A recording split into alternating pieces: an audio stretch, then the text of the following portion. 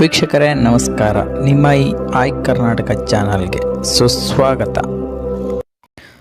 ಕರ್ನಾಟಕದ ಅತ್ಯಂತ ಪ್ರಭಾವಶಾಲಿ ದೇವತೆಯಾದ ಈಕೆಯೇ ಸಿಗಂದೂರು ಚೌಡೇಶ್ವರಿ.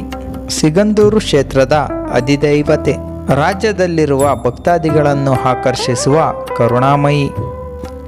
ಈ ಅಧಿದೈವತೆ ನೆಲೆಸಿರುವುದು ಸಾಗರ ತಾಲೂಕಿನ ಶರಾವತಿ ಹಿನ್ನೀರು ದಡದಲ್ಲಿರುವ ಸಿಗಂದೂರಿನಲ್ಲಿ. ಸಿಗಂದೂರು ದಟ್ಟಕಾಡಿನಿಂದ ಆವೃತವಾಗಿದ್ದು ಒಂದು ರಮಣೀಯ ಹಾಗೂ ಪ್ರಶಾಂತ ಸ್ಥಳವಾಗಿದೆ. ಕೆಲವು ದಶಕಗಳ ಹಿಂದೆ ಒಂದು ಕುಗ್ರಾಮವಾಗಿದ್ದ ಸಿಗಂದೂರು ಜಗನ್ಮಾತೆಯ ಅನುಗ್ರಹದಿಂದ ಇಂದು ಒಂದು ದಿವ್ಯ ಸನ್ನಿಧಿಯಾಗಿದೆ. ಚೌಡಮ್ಮ ದೇವಿಗೆ ಸಿಗಂದೂರೇಶ್ವರಿ ಎಂದು ಕೂಡ ಕರೆಯಲಾಗುತ್ತದೆ. ಚೌಡಮ್ಮ ದೇವಿಯು ಕಳ್ಳರ ಭಯವನ್ನು ಹೋಗಲಾಡಿಸುವ ಶಕ್ತಿಯನ್ನು ಹೊಂದಿದ್ದಾರೆ. ಈ ತಾಯಿಯ ಭಕ್ತರ ಮನೆಯಲ್ಲಿ ಕಳ್ಳತನವಾದರೆ ಕಳ್ಳರನ್ನು ಈ ತಾಯಿ ಭಯಂಕರವಾಗಿ ಶಿಕ್ಷಿಸುತ್ತಾಳೆಂಬ ನಂಬಿಕೆ ಇದೆ. ಈ ಕ್ಷೇತ್ರದ ವಿಶೇಷ ಆಚರಣೆ ಎಂದರೆ ಭಕ್ತರು ಹೊಲ, ಗದ್ದೆ, ಮನೆ, ಹೊಸ ಕಟ್ಟಡಗಳಿಗೆ ಇಲ್ಲಿ ಕೊಡುವ ಬೋರ್ಡುಗಳನ್ನು ನೇತು ಹಾಕುತ್ತಾರೆ. ಈ ಬೋರ್ಡುಗಳನ್ನು ಹಾಕುವುದರಿಂದ ಸಿಗಂದೂರು ಚೌಡೇಶ್ವರಿಯೇ ಕಾವಲಿದ್ದಾಳೆ ಎಂಬ ನಂಬಿಕೆ ಕೂಡ ಭಕ್ತರಲ್ಲಿದೆ.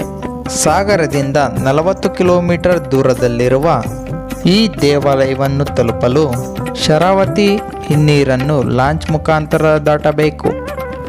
ಈ ಪ್ರಯಾಣವು ಅತ್ಯಂತ ರೋಮಾಂಚನಕಾರಿಯಾಗಿರುತ್ತದೆ.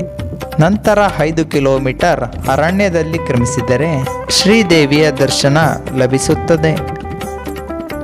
ಸಿಗಂದೂರು ಕ್ಷೇತ್ರದ ಇತಿಹಾಸ. ಸಿಗಂದೂರಿನ ಈ ಚೌಡೇಶ್ವರಿ ವಿಗ್ರಹವು ಸುಮಾರು 300 ವರ್ಷಗಳ ಇತಿಹಾಸ ಹೊಂದಿದೆ.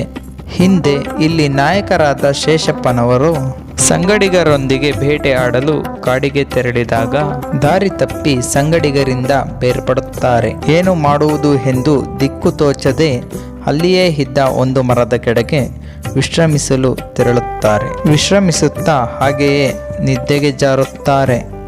ಅವರ ಕನಸಿನಲ್ಲಿ ಜಗನ್ಮಾತೆಯು ಶಂಖಚಕ್ರ ಗದಾಧಾರಿಯಾಗಿ ಕಾಣಿಸಿಕೊಂಡು, ನಾನು ಇಲ್ಲಿ ನೆಲೆಸಿ ಧರ್ಮೋದ್ಧಾರ ಹಾಗೂ ಭಕ್ತರ ಪರಿಪಾಲನೆ ಮಾಡಬೇಕೆಂದು ನಿಶ್ಚಯಿಸಿದ್ದೇನೆ.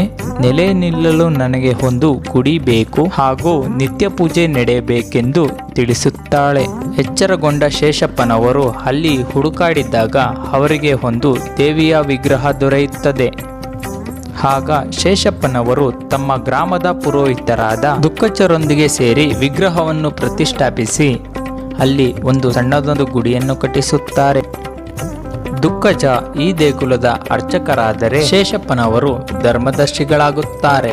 ಅಲ್ಲಿನಿಂದ ಇಲ್ಲಿಯವರೆಗೂ ಸಿಗಂದೂರು ಚೌಡೇಶ್ವರಿಯು ದುಷ್ಟರನ್ನು ಶಿಕ್ಷಿಸುತ್ತಾ ಶಿಷ್ಟರನ್ನು ರಕ್ಷಿಸುತ್ತಾ ರಾಜ್ಯದ ಮೂಲೆ ಮೂಲೆಗಳಿಂದ ಬರುವ ಭಕ್ತಾದಿಗಳನ್ನು ಆಶೀರ್ವದಿಸುತ್ತಾ ಇಲ್ಲಿ ನೆಲೆ ನಿಂತಿದ್ದಾಳೆ. ನಿಮ್ಮೆಲ್ಲರಿಗೂ ಸಿಗಂದೂರು ಚೌಡೇಶ್ವರಿಯ ಆಶೀರ್ವಾದ ಹಾಗೂ ಕೃಪಾಕಟಾಕ್ಷ ದೊರೆಯಲಿ ಎಂದು ಪ್ರಾರ್ಥಿಸುತ್ತಾ ಇಲ್ಲಿಗೆ ಈ ವಿಡಿಯೋವನ್ನು ಮುಗಿಸುತ್ತಿದ್ದೇನೆ. ಈ ವಿಡಿಯೋ ಇಷ್ಟವಾಗಿದ್ದಲ್ಲಿ ಲೈಕ್ ಮಾಡಿ, ಶೇರ್ ಮಾಡಿ ಹಾಗೂ ಸಬ್ಸ್ಕ್ರೈಬ್ ಮಾಡಿ. ಧನ್ಯವಾದಗಳು.